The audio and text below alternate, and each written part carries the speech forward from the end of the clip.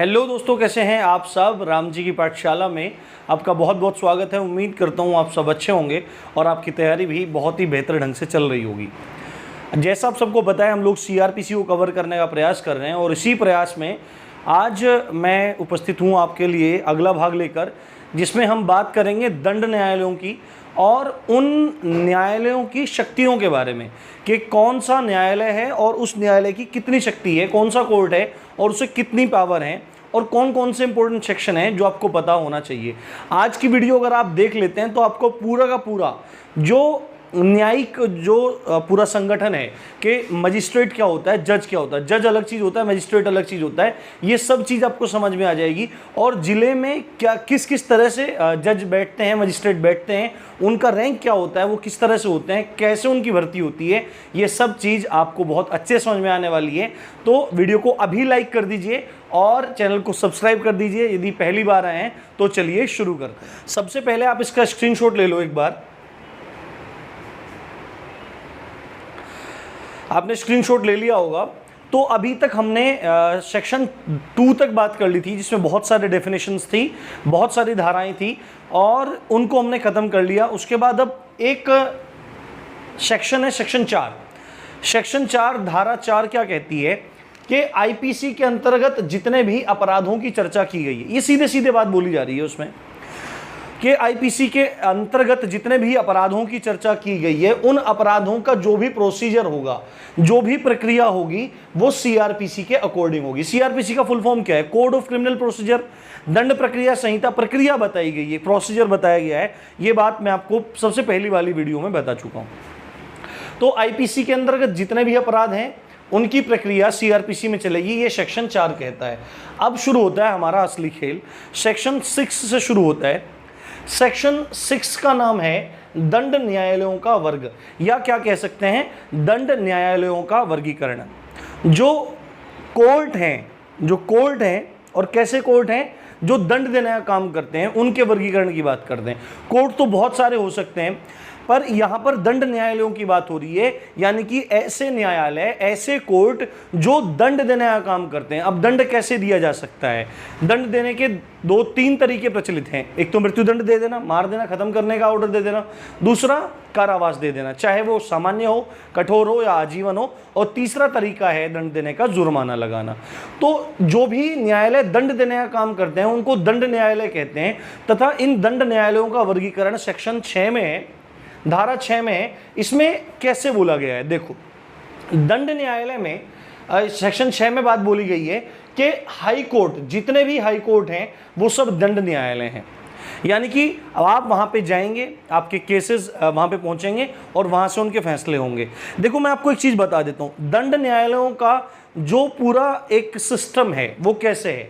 सबसे नीचे होते हैं मजिस्ट्रेट न्यायालय, जिसमें मजिस्ट्रेट बैठते हैं।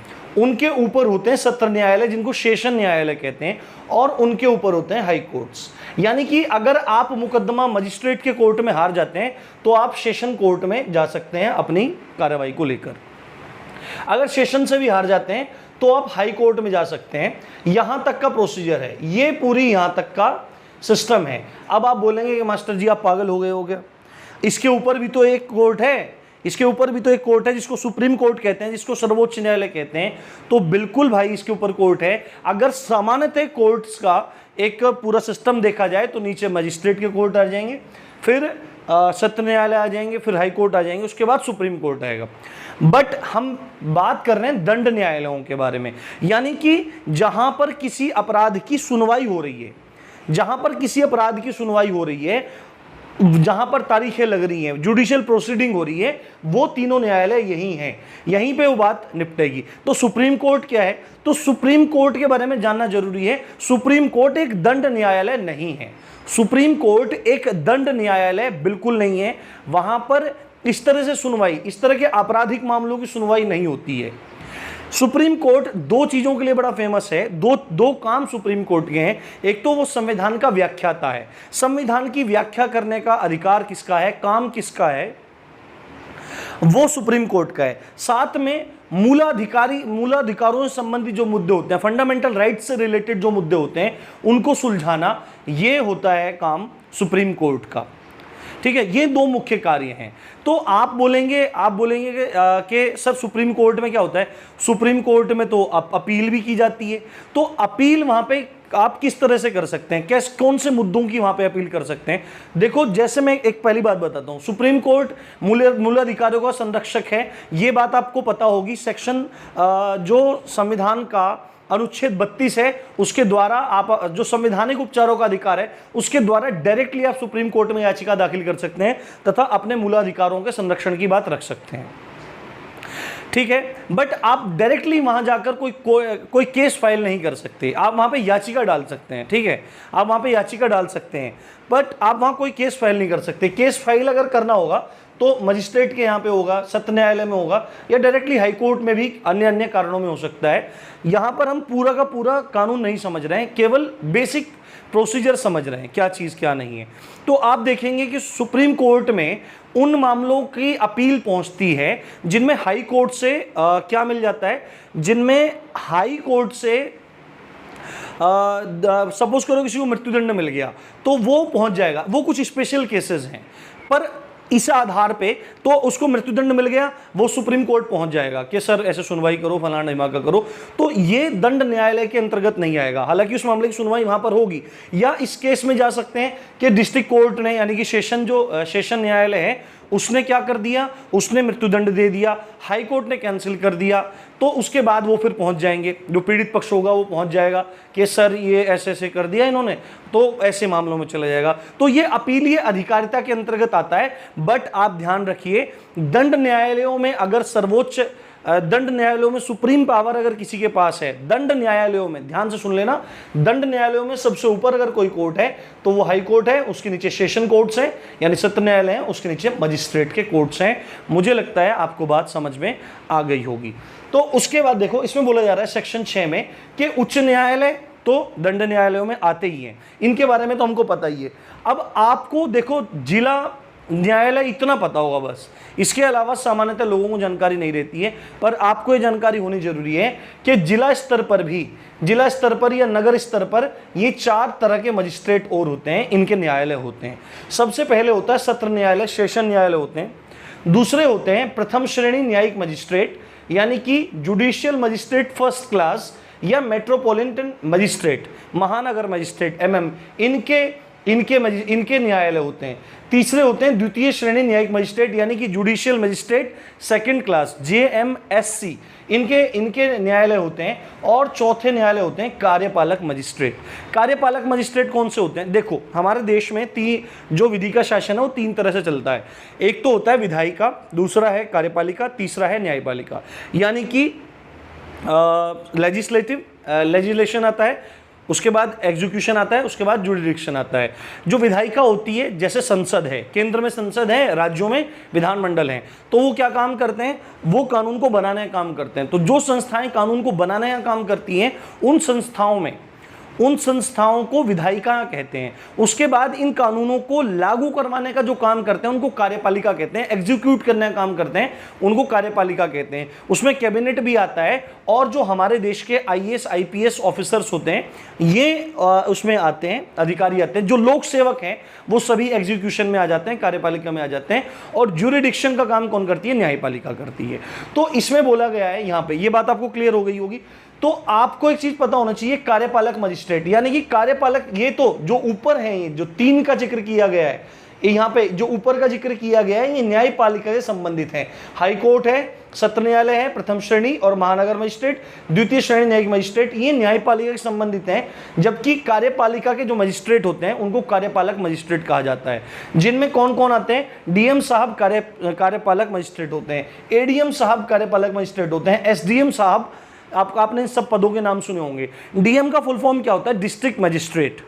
डिस्ट्रिक्ट मजिस्ट्रेट होता है जब जिले का सबसे बड़ा अधिकारी होता है, जब भी कोई व्यक्ति जिले के सबसे बड़े अधिकारी के तौर पे काम कर रहा होता है तो उसको DM कहते हैं। बट जब वो जिले के राजस्व का लेखा जोखे का ध्यान रखता है, रेवेन्यू को कलेक्ट करवाने का काम करता है, तब डिस्ट्रिक्ट मजिस्ट्रेट व्यक्ति का ये जो पद उसको व्यक्ति को मिला हुआ था, वो डिस्ट्रिक्ट मजिस्ट्रेट रहते हुए कलेक्टर भी होता है, कलेक्ट करने का काम करता है, कलेक्टर बोलते हैं उसको, ठीक है। और जब कोई डिस्ट्रिक्ट मजिस्ट्रेट कोई मामले में सुनवाई करता है और उसके पास शक्तियां हैं वहां पर दंड देने की, वो मतलब सुनवाई कर रहा है, दंड देने की शक्ति है और इस हैसियत से काम कर रहा है, दंडाधिकारी की हैसियत से काम कर रहा है, तो उसको वहां पे कार्यपालक मजिस्ट्रेट बोला जा रहा है। तो ये आपको चौथा पॉइंट क्लियर हो गया होगा। अब इन तीनों पॉइंट्स को मैं बहुत अच्छे से आपको कवर करता हूं कि सेशन न्यायालय में कौन कौन से मतलब न्यायाधीश होते हैं, प्रथम श्रेणी ये क्या होता है, द्वितीय श्रेणी ये क्या होता है। तो सबसे पहले हम बात कर लेते हैं मजिस्ट्रेट्स के बारे में। सबसे पहले हम मजिस्ट्रेट्स के बारे में बात कर लेते हैं, हालांकि महानगर मजिस्ट्रेट भी आता है, पर सबसे पहले मजिस्ट्रेट के बारे में बात कर लेते हैं।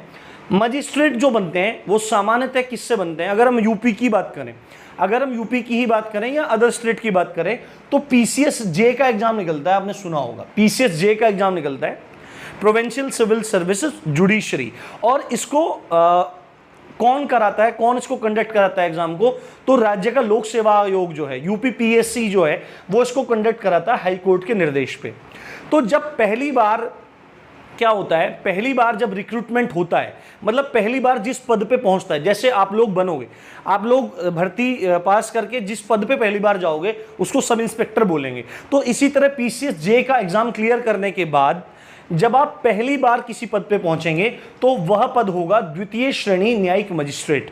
वो पद होगा द्वितीय श्रेणी न्यायिक मजिस्ट्रेट, जिसको इंग्लिश में बोलेंगे जेएमएससी, जुडिशियल मजिस्ट्रेट सेकंड क्लास, द्वितीय श्रेणी न्यायिक magistrate, judicial magistrate second class. और एक चीज बताता हूं, एमपी में जब पीसीएस जे का एग्जाम क्लियर करते हैं तो द्वितीय श्रेणी न्यायिक मजिस्ट्रेट बनते हैं, जबकि यूपी में द्वितीय श्रेणी नहीं बनते। पीसीएस जे का एग्जाम क्वालिफाई करने के बाद सीधे फर्स्ट क्लास मजिस्ट्रेट बनते हैं, प्रथम श्रेणी न्यायिक मजिस्ट्रेट बनते हैं। बट अपने को इन जनरल समझना है, सामान्यतः समझना है, तो द्वितीय श्रेणी न्यायिक मजिस्ट्रेट होता है, जेएमएससी बोला जाता है, जुडिशियल मजिस्ट्रेट सेकंड क्लास। और इनकी दंड शक्ति के बारे में बात कर सकते हैं। आप देख के अंदाजा लगा सकते हैं कि इस कोर्ट में मामला चल रहा है, इन महोदय, इन मजिस्ट्रेट साहब के अंतर्गत मामला चल रहा है, तो इस व्यक्ति को कितनी सजा हो सकती है।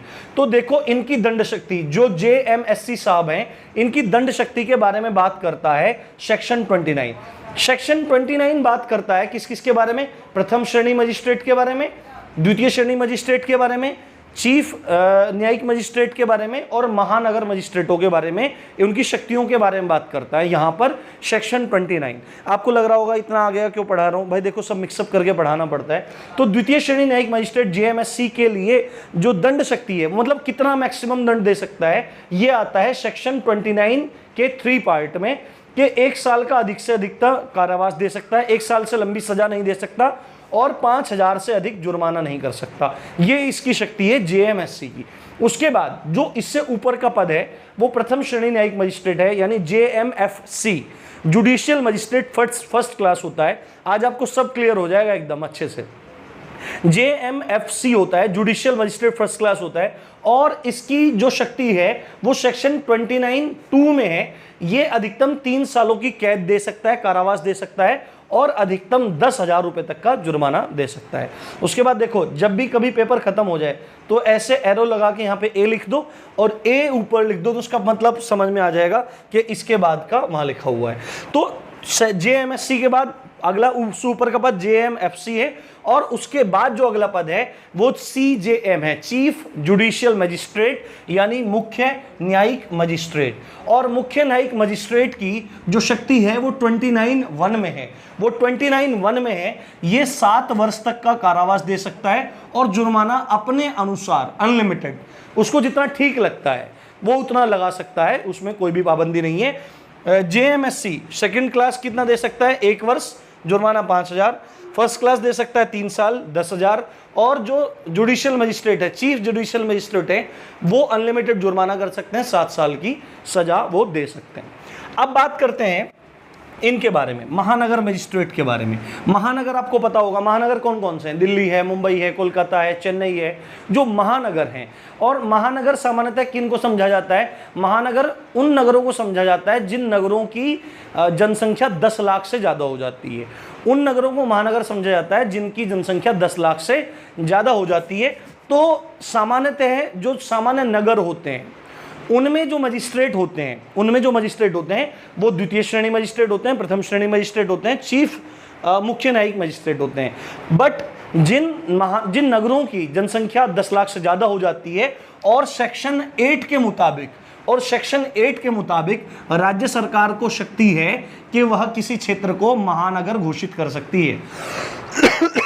सेक्शन 8 के अनुसार राज्य सरकार किसी क्षेत्र को महानगर घोषित कर सकती है, बट शर्त क्या है कि आबादी 10 लाख से ज़्यादा होनी चाहिए, 10 लाख प्लस होनी चाहिए। तो अगर राज्य सरकार महानगर घोषित कर देती है तो वहाँ पर ये सेकंड क्लास, फर्स्ट क्लास और मुख्य न्यायिक मजिस्ट्रेट नहीं होते, इन्हीं के समकक्ष पद होते हैं, इन्हीं के इक्विवेलेंट पद होते हैं। तो देखो, जो मुख्य न्यायिक मजिस्ट्रेट है, जो सामान्यतः नगरों में है, जो हम पढ़ रहे हैं, सामान्यतः जो नगरों में है मुख्य न्यायिक मजिस्ट्रेट, महानगर में उसी के समकक्ष अधिकारी होता है, उसी के समकक्ष मजिस्ट्रेट होता है, जिसको मुख्य महानगर मजिस्ट्रेट कहते हैं। सामान्य नगरों में मुख्य न्यायिक मजिस्ट्रेट होता है, पर महानगरों में मुख्य महानगर मजिस्ट्रेट होता है, यानी chief metropolitan magistrate, chief metropolitan magistrate यानी CMM, और दोनों समकक्ष हैं तो इनकी शक्ति भी बराबर होती है। मुख्य न्यायिक मजिस्ट्रेट की शक्ति बताई गई है 29(1) में 7 वर्ष तक का कैद दे सकता है, अनलिमिटेड जुर्माना कर सकता है, और 29(4) में मुख्य न्यायिक मजिस्ट्रेट की भी सेम ही शक्तियां बताई गई हैं, यानी कि ये पद इक्विवेलेंट है और समकक्षीय पद माने जाते हैं। उसके बाद 29(4) में ही जो महानगर मजिस्ट्रेट है, जिसको MM बोल रहे हैं, मेट्रोपॉलिटन मजिस्ट्रेट बोल रहे हैं, उसको समकक्ष बताया गया है किसके? प्रथम श्रेणी न्यायिक मजिस्ट्रेट के, JMFC, judicial magistrate first class के समकक्ष बताया गया है। और 29(4) में ही क्या बताया गया है कि इनकी पावर भी सेम है। और प्रथम श्रेणी न्यायिक मजिस्ट्रेट की शक्ति कितनी है? वो 3 साल की सजा दे सकते हैं और अधिकतम 10 वर्ष का जुर्माना वह कर सकते हैं। अब हमारे पास कौन सा बच रहा है? अब हमारे पास बच रहा है ये सेशन न्यायालय, सेशन न्यायालय बच रहा है। इसको और देख लेते हैं। तो अभी आप स्क्रीनशॉट ले लीजिए, देखो मैंने बस इधर इधर मिटाया है, आप एक बार स्क्रीनशॉट ले लो, फिर बाद में जब पूरा ले लेंगे तो इतना कट करके आप रख लेना है यहाँ पे। तो अभी तक हमने बात कर ली है, कहाँ तक मैंने आपको बताई दिया, ये सब इधर बात कर चुके हैं। अब बात आती है सेशन न्यायालय की, सत्र न्यायालय की बात आती है। तो सबसे पहले एक बहुत ही रोचक सी बात है, इसको सत्र न्यायालय क्यों कहते हैं? देखो, आज़ादी से पहले अंग्रेज लोग होते थे, जो अंग्रेज न्यायाधीश होते थे, जो जज होते थे, वो लोग, उनको गर्मी बहुत लगती। देखो इस एरिया में अभी भी कितनी गर्मी हो रही है, तो वो क्या काम करते थे, वो लोग ठंडे स्थान पे चले जाते थे, पहाड़ों में चले जाते थे, और फिर बोलते, जब उनके पास चिट्ठी आती थी कि सर ये मुकदमा आया है, सर ये मुकदमा आया है, सर ये मुकदमा आया है, तो वो कहते थे कि भाई बहुत सारे मुकदमे एक साथ इकट्ठे कर लो, और जब बहुत सारे मुकदमे एक साथ इकट्ठे हो जाएंगे तो मैं आ जाऊंगा, एक सत्र लगा लेंगे, एक सेशन लगा लेंगे, और मैं उसमें सारे मामलों की सुनवाई कर लूँगा। तो जब भी बहुत सारे मुकदमे इकट्ठे हो जाते थे, वो जज साहब ठंडे एरिया से उतर के गर्म एरिया में, मतलब जहाँ भी उनको सुनवाई करनी होती थी उस एरिया में आ जाते थे, और सेशन लगता था। सेशन लगने के बाद वो सारे मुद्दे सुलझा देते थे, सुलझाने के बाद फिर से वो चले जाते थे। तो वही परंपरा आज भी एकदम दिखने में आती है, ऐसा मुझे एक अनुभवी वकील साहब ने बताया था, कि इसीलिए इसको सत्र न्यायालय, सेशन सत्र न्यायालय के बारे में आपको फैक्ट बहुत इंटरेस्टिंग लगा होगा। तो अब देख लेते हैं, आगे समझते हैं मतलब पूरा सिस्टम कैसे है। तो इसमें देखो क्या है, जो सत्र न्यायालय में न्यायाधीश बैठते हैं, जो सेशन जज सेशन न्यायालय में न्यायाधीश बैठते हैं, उनको क्या कहते हैं? उनको कहते हैं सत्र न्यायाधीश, जिनको इंग्लिश में बोला जाता है सेशन जज, और सत्र न्यायाधीश को ही जिला जज के नाम से भी जाना जाता है, जिला जज के नाम से ही इनको भी जाना जाता है। बट देखो, यहाँ तक पहुँचने के लिए कैसे करना होता है? यहाँ तक पहुँचने के लिए एक एग्जाम देना होता है जिसका नाम है HJS, हायर जुडिशरी सर्विसेज, जो हाई कोर्ट कंडक्ट करवाता है। और इसके लिए एलिजिबिलिटी क्या है कि कम से कम 35 साल की उम्र होनी चाहिए और 7 साल का वकालत का अनुभव होना चाहिए। उसके बाद जब आपको पहली बार पद मिलेगा, आपको पहली बार कोई रैंक मिलेगी, कोई पद मिलेगा, वो पद मिलेगा आपको असिस्टेंट सेशन जज का, सहायक सत्र न्यायाधीश का, असिस्टेंट सेशन जज का यानी सहायक सत्र न्यायाधीश का पद मिलेगा। उसके बाद फिर प्रमोशन होगा तो एडिशनल सेशन जज का। देखो, अगर आप इनका फुल फॉर्म, आप इनको वो करोगे, एब्रीविएट करोगे, मतलब ASJ बोलोगे, ये भी ASJ है, ये भी ASJ है, ठीक है। उसके बाद SJ आ जाएगा, यानी ये तो है असिस्टेंट सेशन जज, ये है एडिशनल सेशन जज, और ये है सेशन जज। तो अभी इसमें समझने वाली बात क्या है कि असिस्टेंट सेशन जज जो है, सहायक सत्र न्यायाधीश है, HJS के बाद नियुक्ति इस पे होती है। और साथ के साथ में इनकी शक्तियों के बारे में बात कर लेते हैं। तो अभी इन सब के बारे में जानकारी कहाँ दी जा रही है? सेशन न्यायालय के बारे में 6 में जानकारी दी जा रही है और 29 में जानकारी बता के आया हूं मैं आपको मजिस्ट्रेटों की, चाहे उसमें महानगर के हों, चाहे प्रथम श्रेणी द्वितीय श्रेणी सब हो। पर जजों की, जो जज हैं, जो सत्र न्यायाधीश हैं, जो जिनको सत्र न्यायाधीश बोला जा रहा है, इनकी शक्तियों के बारे में बात आ रही है सेक्शन 28 में। सेक्शन 28 में बात आ रही है और सेक्शन 28 में सबसे पहले जो बात जानने वाली है उसमें हाईकोर्ट का जिक्र किया गया है। सेक्शन 28(1) में बोला गया है हाईकोर्ट को कोई भी आदेश देने की शक्ति है, यानी कि हाईकोर्ट कोई भी आदेश दे सकता है, बिल्कुल भी दिक्कत नहीं है, उसको कोई रोक टोक नहीं है, अपने विचार से वो कोई भी सजा, कोई भी जुर्माना लगा सकता है, कोई दिक्कत नहीं है। उसके बाद 28(2) में 28(3) में बात बताई गई है सत्र न्यायाधीश की शक्तियों के बारे में और सहायक सत्र न्यायाधीश की शक्तियों के बारे में बात बताई गई है। तो अभी आपको पता लग गया होगा कि सेशन न्यायालय क्या है, मैंने ये बता दिया। उसके बाद इनकी जजों की नियुक्ति कैसे होती है, तो सबसे पहले एग्जाम देना होता है, उसके बाद फिर प्रमोशन होते रहते हैं। तो सबसे पहली पोस्ट मिलती है सहायक सत्र न्यायाधीश की और इसकी पावर दी गई है 28(3) में। सहायक सत्र न्यायाधीश की पावर दी गई है 28(3) में। ये 10 वर्ष की सजा दे सकता है, अधिकतम 10 वर्ष से ज्यादा नहीं दे सकता, और अनलिमिटेड जुर्माना लगा सकता है। उसके बाद उससे ऊपर का जो पद होता है वो एडिशनल सेशन जज होता है, जिसको हम क्या बोलेंगे, अतिरिक्त सत्र न्यायाधीश, जिसको हम बोलेंगे अतिरिक्त सत्र न्यायाधीश। पर सामान्यतः इसको अपर सत्र न्यायाधीश भी कह देते हैं, इसको अपर सत्र न्यायाधीश भी कह देते हैं। इस पॉइंट को अभी क्लियर करूंगा आपको, ठीक है। एडिशनल का मतलब होता है अतिरिक्त, तो अतिरिक्त सत्र न्यायाधीश, इसको अपर भी कह देते हैं, वो भी आपको ध्यान रखने वाली बात है। और उससे ऊपर का जो पद होता है वो होता है सत्र न्यायाधीश का, और सत्र न्यायाधीश की जो शक्ति है वो 28(2) में दी गई है, वो 28(2) में दी गई है। ये भी कोई भी आदेश दे सकता है, ये भी कोई भी आदेश दे सकता है, इसको कोई रोक टोक नहीं है। और सत्र न्यायाधीश को ही जिला जज बोला जाता है, डिस्ट्रिक्ट जज बोला जाता है, डिस्ट्रिक्ट जज बोला जाता है। और क्योंकि ये एडिशनल सेशन जज होता है, ये नीचे वाला पद एडिशनल सेशन जज होता है, अतिरिक्त सत्र न्यायाधीश होता है, तो इसीलिए क्योंकि इसको जिला जज बोला जा रहा है तो इसको अपर जिला जज भी कह देते हैं, एडिशनल सेशन जज को। और इन दोनों की शक्तियां बराबर हैं, चाहे वो जिला जज हो या अपर जिला जज हो, इनकी शक्तियां बराबर हैं, बिल्कुल भी कोई अंतर नहीं है, क्योंकि ये अतिरिक्त है। नाम से पता लग क्या लग रहा है, अतिरिक्त है, एक अपॉइंटमेंट है। 28(2) में इन दोनों शक्तियों के बारे में जिक्र है कि सत्र न्यायाधीश हो या अपर जिला जज हो, यानी जिला जज हो, अपर जिला जज हो, ये कोई भी आदेश दे सकते हैं। बट यदि इन दोनों में से कोई भी न्यायालय या कोई भी न्यायाधीश मृत्युदंड देता है तो उसको हाई कोर्ट से वेरीफाई करवाना जरूरी है। अपनी मतलब दे तो सकता है, मृत्युदंड दे सकता है, कोई भी दंड दे सकते हैं जिला जज और अपर जिला जज, यानी कि सत्र न्यायाधीश या अतिरिक्त सत्र न्यायाधीश, ये कोई भी दंड दे सकते हैं। पर अगर मृत्युदंड देते हैं तो उसको हाई कोर्ट से वेरीफाई करवाना, उसको हाई कोर्ट से प्रमाणित करवाना अनिवार्य है, क्योंकि हाई कोर्ट में किसी की जान का मामला है, हाई कोर्ट से प्रमाणित कराना जरूरी है। तो ये बात आपको ध्यान रखनी है। जबकि हाई कोर्ट को किसी के प्रमाण की आवश्यकता नहीं है, वो कोई भी आदेश दे सकता है। तो आपको बात समझ में आ गई होगी। असिस्टेंट सेशन जज होता है, उसके बाद एडिशनल सेशन जज होता है, उसके बाद सेशन जज हो जाता है, सेशन जज होता है, यानी कि सहायक सत्र न्यायाधीश,